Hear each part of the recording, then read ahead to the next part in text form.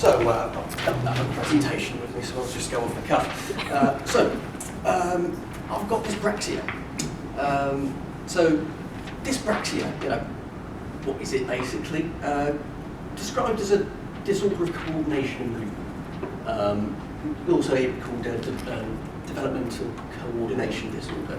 I believe that's more of a preferred term among medical professionals these days. But primarily, what it affects is movement, balance, fine motor skills, stuff like that.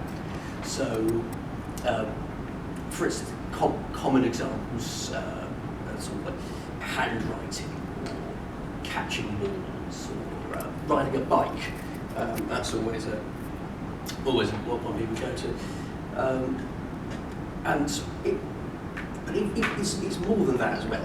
It varies quite a bit person to person. So, for instance, it can also affect organisation skills or how you act in certain social situations. It can vary in terms of the way it manifests, but primarily you'll see it affecting sort of balance and movement. So I myself, I was quite lucky because it was identified with me during childhood, and generally